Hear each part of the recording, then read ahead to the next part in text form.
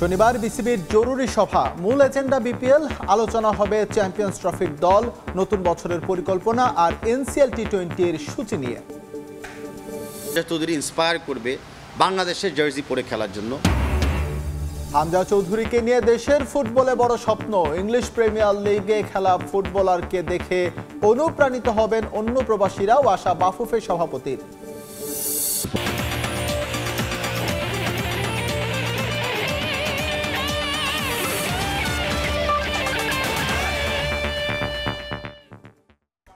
শনিবার অনুষ্ঠিত হবে বাংলাদেশ ক্রিকেট বোর্ড বিসিবির জরুরি সভা, মূল এজেন্ডা বিপিএল। জরুরি সভা বলেই ডাকযোগে নয়, সব পরিচালককে আমন্ত্রণ পত্র পাঠানো হয়েছে মুঠোফোনে SMS এর মাধ্যমে। কোরাম পূরণের বাধ্যবাধকতা থাকায় থাকছে ভার্চুয়ালি যোগ দেওয়ার সুযোগও। আলোচনা হবে চ্যাম্পিয়ন্স ট্রফির দল, স্ট্যান্ডিং কমিটি, নতুন বছরের পরিকল্পনা আর এনসিএল এর টি-20 ফরম্যাটের নির্দিষ্ট ক্যালেন্ডার নিয়েও। মিরপুরে বিসিবি কার্যালয়ে বিকেল 3টায় শুরু হবে এই মিটিং। দরজায় কড়া নাড়ছে বিপিএল এর উন্মাদনা। 30 ডিসেম্বর থেকে মাঠে গড়াবে তা। যদিও 23 ডিসেম্বর হোম অফ ক্রিকেটের সুরের মূর্ছনায় শুরু হবে আনুষ্ঠানিকতা। সেই বিপিএল নিয়েই বিসিবির সবশেষ প্রস্তুতি, তার অনুমোদন আর নিজেদের মধ্যে পরামর্শের জন্যই জরুরি মিটিংয়ে বসছেন বোর্ডের সব পরিচালকরা। জরুরি মিটিং বলেই গেল 2 বোর্ড সভার মতো ডাকযোগে কোনো পরিচালককে পাঠানো হয়নি আমন্ত্রণপত্র, বরং মুঠোফোনেই করা হয়েছে অবগত। তবে ব্যক্তিগত কাজে দেশের বাইরে অর্থাৎ অস্ট্রেলিয়াতে আছেন ইফতেখার মিঠু, তাই তো কোরাম পূরণের বাধ্যবাধকতা থাকায় সুযোগ রাখা হয়েছে ভার্চুয়ালি যোগ দেওয়ার। জানা গেছে আরেক পরিচালক আকরাম খানও সশরীরে নয়, যোগ দেবেন ভার্চুয়ালি, বাকিরা উপস্থিত থাকবেন যথারীতি। মূল এজেন্ডা বিপিএল হলেও আলোচনায় জায়গা পেতে পারে 2025 সালের পরিকল্পনা। জানা গেছে নতুন বছরের ক্যালেন্ডারে যুক্ত হচ্ছে এনসিএল এর টি-20 ফরম্যাট। এদিন জানিয়ে হতে পারে বিশেষ আলাপ। এছাড়াও স্ট্যান্ডিং কমিটির দায়িত্ব আর তার সবশেষ অবস্থা নিয়েও আলোচনা হতে পারে বিসিবির বর্তমান কমিটির 16তম মিটিংয়ে।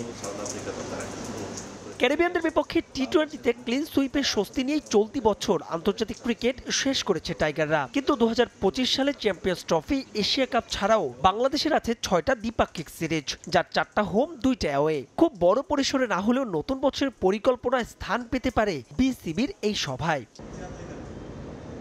মার্চের আগে টি-20 আর জুনের আগে টেস্ট ম্যাচ নেই টাইগারদের, তাই তো এই 2 ফরম্যাটের অধিনায়কত্ব নিয়ে আলোচনা হচ্ছে না আপাতত। তবে ওয়ানডের অধিনায়কত্ব থাকছে শান্তর কাঁধেই। এদিন প্রাথমিক আলোচনা হতে পারে চ্যাম্পিয়ন্স ট্রফির দল নিয়েও। আলোচনা হতে পারে তামিম ইকবাল ইস্যুতে। মাহবুব রিমন, সময় সংবাদ, ঢাকা। ছোট সংগ্রহেও প্রথম 2 ম্যাচে জয়, শেষ টি-20তে ব্যাটিং উইকেটেও বোলারদের দাপট। সিরিজ শেষে বোলিং ডিপার্টমেন্টকে প্রশংসায় ভাসিয়েছেন অধিনায়ক লিটন দাস। দলের সঙ্গে নতুন কোচ ফিল সিমন্সের বোঝাপড়াও ভালো বলে মন্তব্য করেছেন বাংলাদেশ অধিনায়ক। আগামী বছরেও দল ভালো খেলবে বলে প্রত্যাশা তার। অন্যদিকে সিরিজ সেরা শেখ মেহেদী জানান, গ্লোবাল সুপার লিগ টি-20তে খেলার অভিজ্ঞতা কাজে দিয়েছে এই সিরিজে।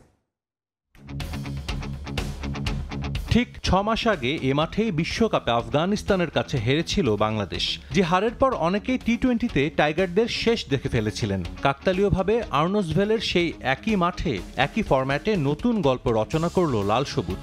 1 যুগ পর দেশের বাইরে 3 ম্যাচের সিরিজে প্রতিপক্ষকে হোয়াইট ওয়াশ।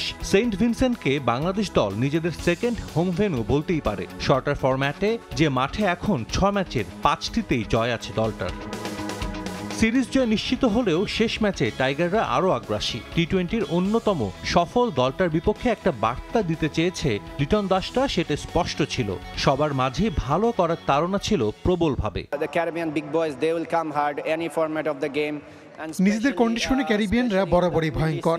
আমি এখানে টি-20 বিশ্বকাপে ভালো করতে পারিনি, তবে এই সিরিজ নিয়ে আমার আলাদা পরিকল্পনা ছিল এবং সেভাবেই আমি প্রস্তুতি নিয়েছি। এ কারণেই আমার সিরিজটা ভালো কেটেছে।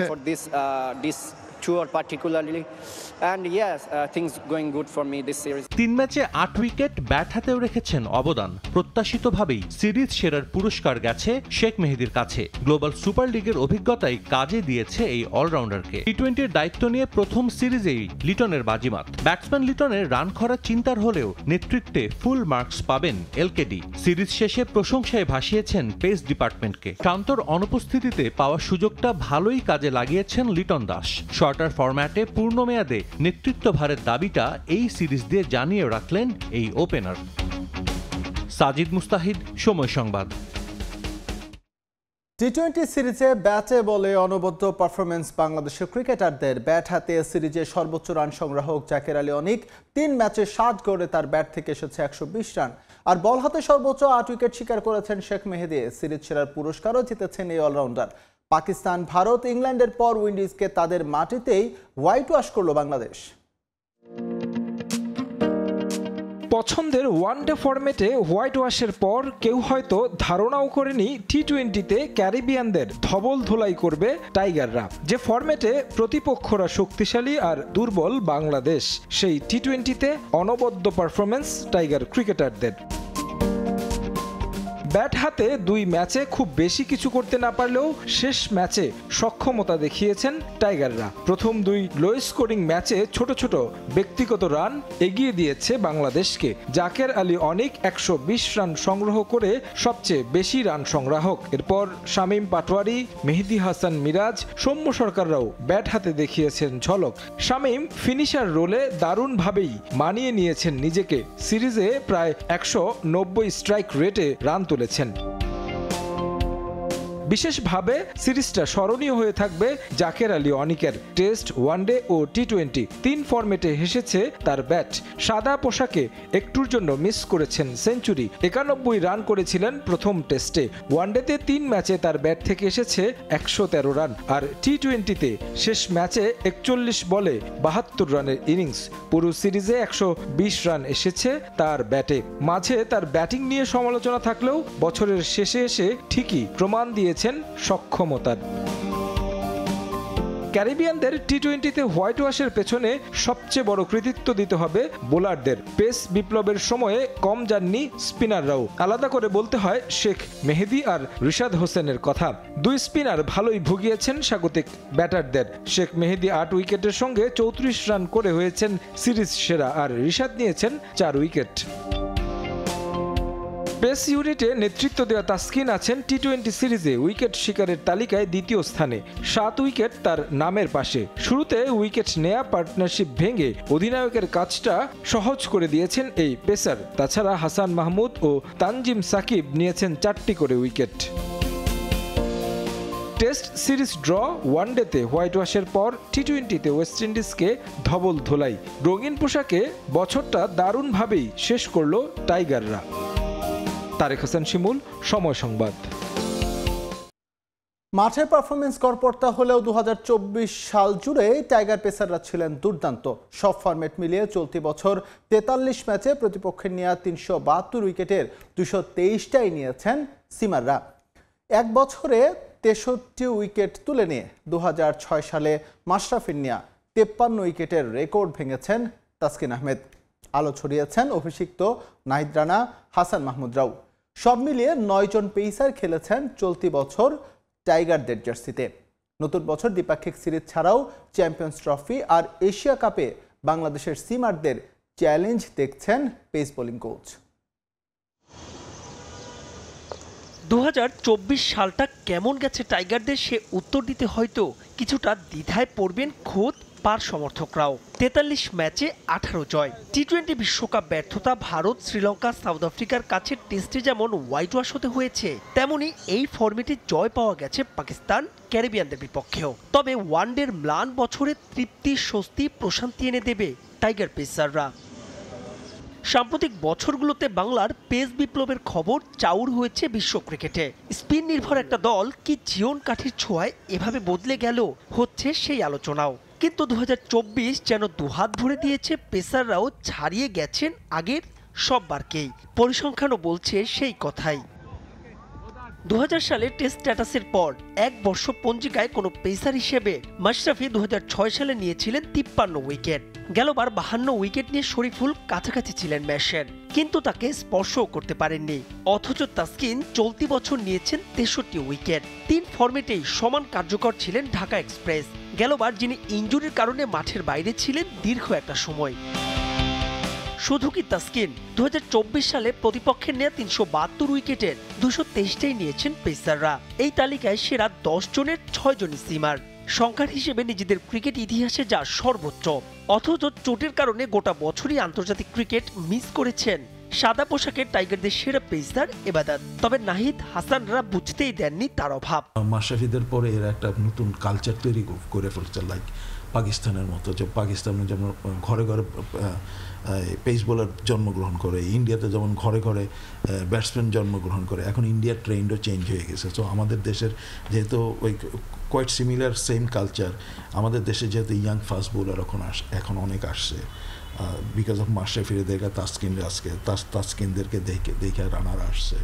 সো নেক্সট জেনারেশন এখন কিন্তু আমার কাছে মনে হয় কিছুদিন পর ঘরে ঘরে ফাস্ট বোলার এমনি তৈরি, বিকজ আইডল এখন আমার দেশে আছে। নতুন বছর নতুন চ্যালেঞ্জ এই মোমেন্টাম ধরে রাখার, নিজেদের আরও ছাড়িয়ে যাওয়ার। তবে ভেন্যু আর টানা ক্রিকেটের বিবেচনায় বিষয়টি যে মোটেও সহজ হচ্ছে না বোলিং কোচ মনে করিয়ে দিলেন তাও। মাহবুব রিমন, সময় সংবাদ, ঢাকা। হামজা চৌধুরীকে দিয়ে ব্র্যান্ডিং নয়, জাতীয় দলের উইনিং স্পিরিট ফেরানোর লক্ষ্য। ইংলিশ প্রিমিয়ার লিগে খেলা এই ফুটবলারকে দেখে অন্য প্রবাসী ফুটবলাররাও লাল সবুজ জার্সি গায়ে খেলতে অনুপ্রাণিত হবেন বলে প্রত্যাশা বাফুফে সভাপতি তাবিথ আওয়ালের। জাতীয় দলে হামজার অন্তর্ভুক্তি নিয়ে উচ্ছ্বসিত দেশের ফুটবলের অভিভাবক সংস্থা। বাংলাদেশে কখনো না খেললেও এখানকার কন্ডিশনের সঙ্গে তিনি মানিয়ে নেবেন বলেও মনে করেন বাফুফে বস। নিঃসন্দেহে দেশের ফুটবলে এখন সবচেয়ে বড় তারকা হামজা দেওয়ান চৌধুরী।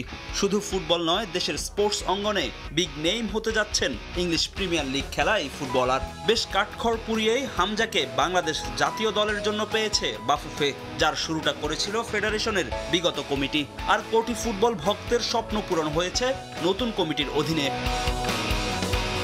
বলার অপেক্ষা রাখে না জাতীয় দলে হামজার অন্তর্ভুক্তি মান বাড়াবে দেশের ফুটবলের।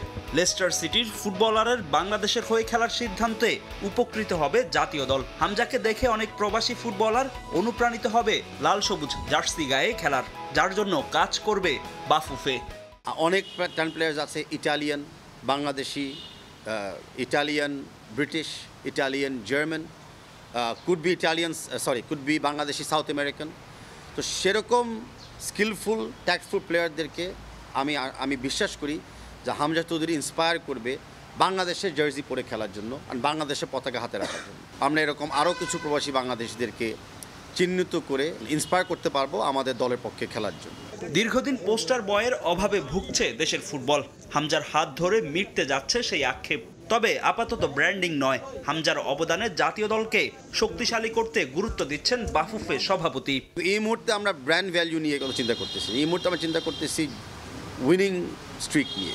আমরা চাই, যেটা আগেও বলেছিলাম, যে আমাদের ন্যাশনাল টিম একটা কনসিস্টেন্সি দিবে, কনসিস্টেন্টভাবে তারা খেলবে অ্যান্ড আমরা ম্যাচ জিতবো। আমরা ওই আগে কম গোল খাওয়া মেন্টালিটি বা হেরে যাওয়া মেন্টালিটি বের হয়ে আসছে, আমরা জিতা মেন্টালিটি আমরা সুইচ করে যাচ্ছি। এর আগেও লাল সবুজ জার্সি গায়ে খেলেছেন জামাল ভুঁইয়া, তারিক কাজীর মতো প্রবাসী ফুটবলাররা।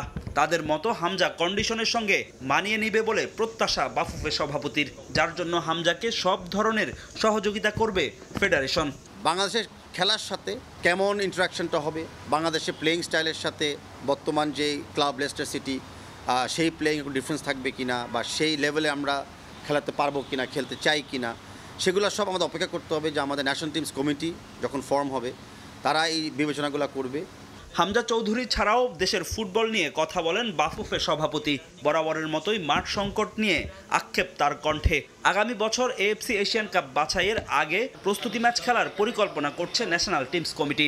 যদিও জাতীয় দলের কোচের বিষয়ে এখনো কিছু খোলাসা করেননি বাফুফে সভাপতি। ফ্রেন্ডলি ম্যাচটা ক্লোজ ডোর হবে। আমরা ডেফিনেটলি ভিডিও বা আউটসাইডার স্কাউটদেরকে সেখানে অ্যালাউ করতে দিব না। ফাহিম ইসলাম, সময় সংবাদ, ঢাকা। বাংলাদেশ অলিম্পিক অ্যাসোসিয়েশনের আয়োজন ও সেনাবাহিনীর সার্বিক সহযোগিতায় জলশিরি আবাসনে প্রথমবারের মতো অনুষ্ঠিত হলো ম্যারাথন। 20,000-এর বেশি আবেদন পড়লেও আয়োজনের সৌন্দর্য বজায় রাখতে অংশ নেওয়ার সুযোগ পান 5,000 অ্যাথলেট। সুযোগ সুবিধা ও সুন্দর পরিবেশে আয়োজন করায় আয়োজকদের প্রশংসায় ভাসিয়েছেন অংশগ্রহণকারীরা। আগামীতে আরও বড় পরিসরে এই ম্যারাথন আয়োজনের কথা জানিয়েছেন বিওএ সভাপতি ও সেনাপ্রধান ওয়াকরুজ্জামান। বিজয়ীদের মোট 72,90,000 টাকা অর্থ পুরস্কার দিয়েছে বিওএ। মাইরের উপরে ওষুধ নেই, দৌড়ের উপরে ব্যায়াম নাই। আপনি যত রান করবেন তত আপনার লাইফ লং বাড়বে।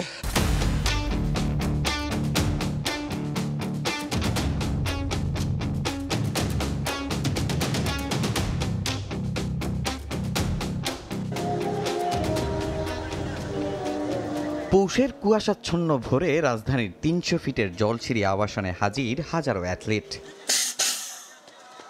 ঘড়ির কাঁটায় ভোর ৬টা, ২১ কিলোমিটার পথ পাড়ি দেওয়ার লক্ষ্য নিয়ে শুরু হয় বিওএ ম্যারাথন।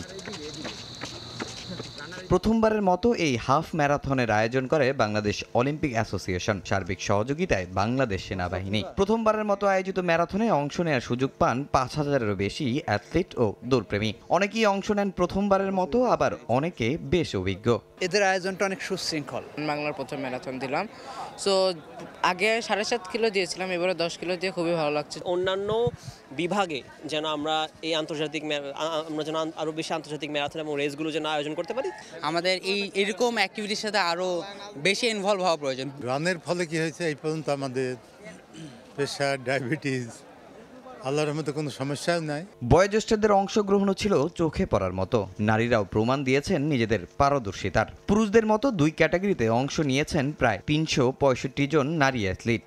এই যে সামান্য একটু কন্ট্রিবিউশন নিজের জন্য, এখানে নিজের আত্মবিশ্বাসটাও বাড়ে। আমার বয়সী যারা, তাদের আমি বলবো যে তাদের এরকম প্র্যাকটিস করার দরকার, অংশগ্রহণ করার দরকার। বিওএর ম্যারাথনে অংশ নিতে সারা দেশ থেকে আবেদন পড়ে ২০,০০০-এরও বেশি। প্রথম আসরে দৌড়প্রেমীদের এমন আগ্রহ অনুপ্রাণিত করেছে আয়োজকদের। অংশগ্রহণকারীদের জন্য সর্বোচ্চ সুযোগ সুবিধা দেওয়ার চেষ্টা করেছেন আয়োজকরা। বিওএ সভাপতি ও সেনাপ্রধান ঘোষণা দিয়েছেন ভবিষ্যতে আরও বড় পরিসরে ম্যারাথন আয়োজনের। বছরে 2বার ম্যারাথন করা অলিম্পিক অ্যাসোসিয়েশনের পক্ষ থেকে আমি মনে করি যে এটা আরও বেশি করা যেতে পারে এবং আমরা ধীরে ধীরে এগুলো ডিভিশন শহরেও আমরা এগুলো ছড়িয়ে দিতে চাই। আমরা যতটা চেয়েছিলাম আমি 100% করতে পারি নাই, ট্রু, বাট আপনি ডিহাইড্রেশন পয়েন্ট, মেডিকেল, এগুলো 100 পয়েন্ট ছিল। আমাদের যে চিটিং করতে পারবে না সেটা 100% ছিল। প্রথম আসরে বাংলাদেশ অলিম্পিক অ্যাসোসিয়েশনও দিয়েছে চমক। নারী পুরুষদের দুই ক্যাটাগরিতে 93 জন বিজয়ীদের ৭২,৯০,০০০ টাকা অর্থ পুরস্কার দেয়া হয়েছে।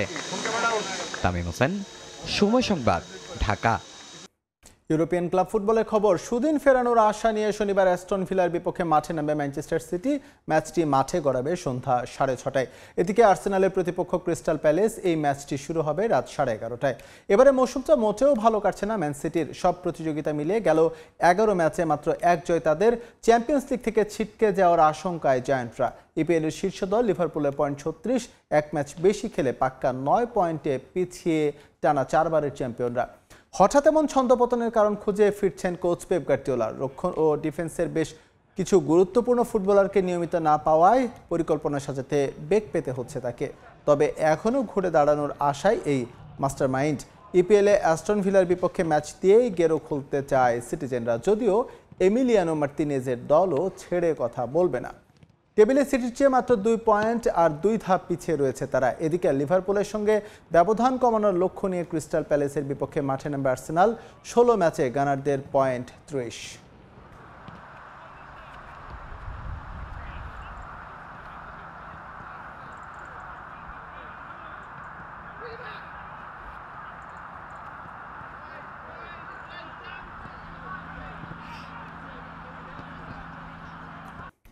আয়ের দিক থেকে বিশ্বের সবচেয়ে ধনী ক্রিকেট বোর্ড বিসিসিআই। তবে চলতি অর্থ বছরে তাদের আয় দেখে চোখ কপালে উঠবে যে কারো। 2023-24 অর্থ বছরে ভারতীয় বোর্ডের আয় 20,686 কোটি রুপি। গেল বছরের তুলনায় যা বেড়েছে 4,200 কোটি রুপি। ক্রিকেট অস্ট্রেলিয়া, ইসিবি ও পিসিবির চলতি বছরের আয়ের 3 গুণেরও বেশি ভারতের 1 বছরের আয়। বিশ্বের সবচেয়ে ধনী ক্রিকেট বোর্ড কোনটি? সে প্রশ্নের উত্তর সবারই জানা। অর্থের প্রভাবে বিশ্ব ক্রিকেটের সর্বোচ্চ নিয়ন্ত্রক সংস্থাও তাদের কথায় ওঠে বসে। আয়ের হিসেবে বিশ্বের অন্য যে কোনো বোর্ডের চেয়ে এগিয়ে ভারতীয় ক্রিকেট বোর্ড। তবে ভারতীয় বোর্ডের প্রতি বছরে আয় বৃদ্ধির রহস্য কি? মূলত আইপিএল ও দ্বিপাক্ষিক সিরিজের মিডিয়া সত্ত্ব বিক্রি করে আয়ের দিক থেকে ফুলে ফেপে উঠছে বিসিসিআই। সম্প্রতি ভারতীয় ক্রিকেট কন্ট্রোল বোর্ডের একটি আয়ের রিপোর্ট প্রকাশ করা হয়। সেখানেই উঠে আসে ভারতীয়দের আয়ের এই হিসেব নিকেশ। গেল অর্থ বছরে বিসিসিআই এর আয় ছিল 16,493 কোটি রুপি। এবছর তা বেড়ে দাঁড়িয়েছে 20,686 কোটি রুপিতে। গেল বছরের সঙ্গে এ বছরের আয় বৃদ্ধির পরিমাণ হিসেব করতে গেলে চোখ চরক গাছ হবে যে কারো। চলতি বছর বিসিসিআই এর আয় বেড়েছে 4,200 কোটি রুপি। বিসিসিআই বিশ্বের সবচেয়ে ধনী বোর্ড হওয়ায় আইসিসি যে আয় করে তার বড় অংশ আসে ভারতীয় স্পন্সরদের কাছ থেকে। মূলত ভারত দলের খেলা সম্প্রচার ও বড় টুর্নামেন্টে স্পন্সরে মোট অঙ্কের অর্থ লগ্নি করে ভারতীয় প্রতিষ্ঠানগুলো। তাই আইসিসির লভ্যাংশের বড় একটা অংশ পায় রোহিত কোহলিদের বোর্ড। এছাড়াও 2022 জুনে আইপিএল এর মিডিয়া স্বত্ব 5 বছরের জন্য বিক্রি করে ভারতীয় ক্রিকেট কন্ট্রোল বোর্ড। 48,390 কোটি রুপিতে মিডিয়া রাইটস বিক্রি করেছে বিসিসিআই। ভারতীয়দের টার্গেট ছিল 2023-24 অর্থ বছরে অন্তত 7,476 কোটি রুপি আয়ের। তবে এ যেন মেঘ না চাইতেই বৃষ্টি। বিসিসিআই এর আয় পরিকল্পনার চেয়েও বেশি হয়েছে। 2023-24 অর্থ বছরে তাদের কোষাগারে আয়ের পরিমাণ 8,995 কোটি রুপি। বিসিসিআই এর ফান্ডের পরিমাণ 6,365 কোটি রুপি থেকে বেড়ে দাঁড়িয়েছে 7,988 কোটিতে। এদিকে 2023-24 অর্থ বছরে ভারতের আয়ের ধারে কাছে নেই অন্য কেউ। বিশ্বের অন্য 3টি শক্তিশালী ক্রিকেট বোর্ডের আয় একত্র করলেও বিসিসিআই এর আয়ের সমান হবে না। চলতি অর্থ বছরে সেপ্টেম্বর পর্যন্ত ক্রিকেট অস্ট্রেলিয়ার আয় 658 কোটি রুপি, ইংল্যান্ডের প্রায় 429 কোটি আর পিসিবির আয় 458 কোটি রুপি। শুধু তাই নয়, শীর্ষ 10টি বোর্ডের আয় একত্র করলে পরিমাণ দাঁড়ায় 3,108 কোটি রুপি, যা বিসিসিআই এর চলতি অর্থ বছরে যে আয় বেড়েছে তার চেয়েও 100 কোটি রুপি কম। ভারতীয় বোর্ডের আয় যে হারে বেড়ে চলেছে তাতে ধারণা করা হচ্ছে আগামী অর্থ বছরে বোর্ডের রোজগার আরও কয়েক গুণ বৃদ্ধি পাবে।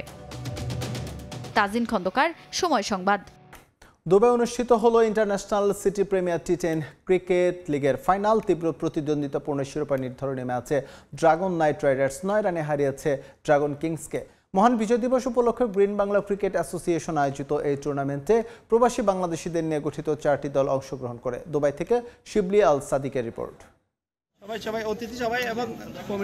ক্রিকেটের তীর্থভূমি লর্ডস, তবে বিশ্ব ক্রিকেটের রাজধানী বলা যায় দুবাইকে। আইসিসির সদর দপ্তর তো আছেই, সারা বছরে ঘরোয়া আন্তর্জাতিক নানা টুর্নামেন্ট হয়ে থাকে সংযুক্ত আরব আমিরাতে।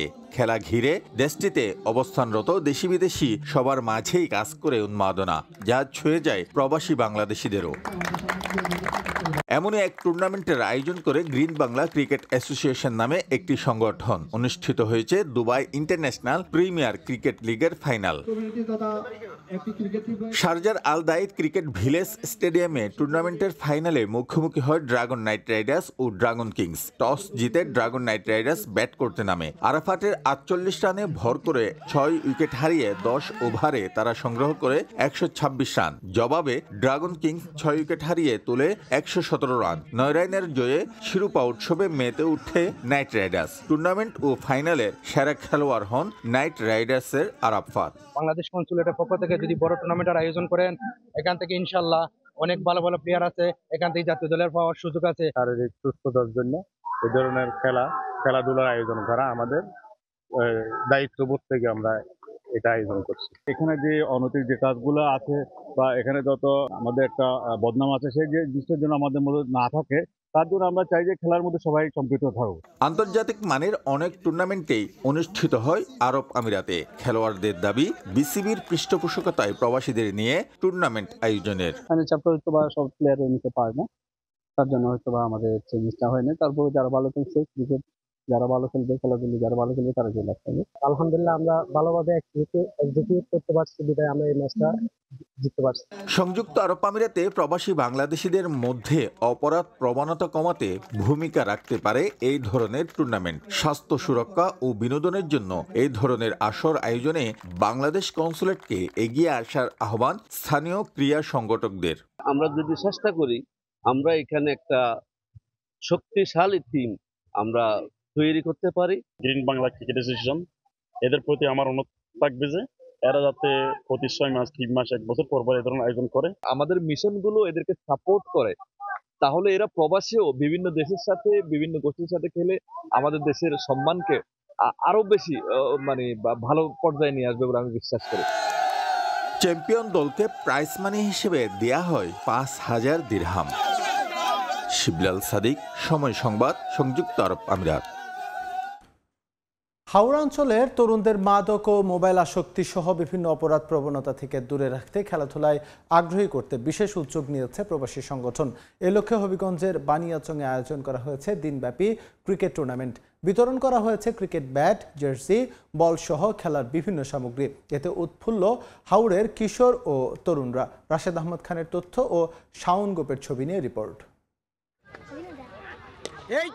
হবিগঞ্জের হাওড় অঞ্চল খ্যাত পৃথিবীর বৃহত্তম গ্রাম বানিয়াচং। একসময় নিয়মিত আয়োজন করা হতো ফুটবল সহ বিভিন্ন খেলার, কিন্তু বর্তমানে খেলাধুলা নেই বললেই চলে। এতে তরুণরা জড়িয়ে পড়েছে মোবাইল আসক্তি, মাদক সেবন সহ নানা অপরাধে। তরুণ সমাজকে এ পথ থেকে ফেরাতে খেলার উদ্যোগ নেয় প্রবাসী সংগঠন। বুধবার সকালে পূর্ব পোখরা আহমপুর মাঠে দিনব্যাপী ক্রিকেট টুর্নামেন্টে অংশ নেয় 8টি দল। খেলাটি গ্রামাঞ্চলের শত শত দর্শক উপভোগ করেন। প্রতি বছরই যাতে এই ধরনের আয়োজন হয়, ইভেন্ট হয়, আমরা যাতে আনন্দ মুহূর্তগুলো কাটাই। ফোনে এবং বিভিন্ন ধরনের অন্যান্য আরো অনেক অন্যায় কাজের সাথে জড়িত, এইসব থেকে একমাত্র একটাই অবলম্বন যে পথ, যেটা হচ্ছে খেলাধুলা। সহজলভ্যতায় মাদকাসক্ত সহ বিভিন্ন অপরাধে জড়িয়ে পড়ছে এই এলাকার তরুণরা। তাই তো তাদের গঠনমূলক কাজ ও খেলাধুলার সঙ্গে জড়িত রাখতে নিয়মিত এ ধরনের আয়োজনের অঙ্গীকার আয়োজকদের। যুব সমাজের কে বিভিন্ন জিনিসের হাত থেকে, বিভিন্ন খারাপ জিনিস সমাজের মধ্যে আছে, এগুলোর হাত থেকে যাতে কিছুটা হলেও আমি সহযোগিতা করতে পারি, কিছুটা হলেও ফিরে নেওয়া যায়, খেলাধুলার দিকে মনোযোগ দেওয়া যায়, এই জন্যই আমার এই উদ্যোগ। আমি মনে করি খেলা প্রত্যেক এলাকায় হওয়া উচিত, কারণ এই খেলাধুলা আমাদেরকে অনেক অপরাধ, আমাদেরকে নেশা থেকে দূরে রাখে। টুর্নামেন্টের চ্যাম্পিয়ন হয় রামগঞ্জ একাদশ ও রানার্স আপ হয় শ্যামপুর একাদশ।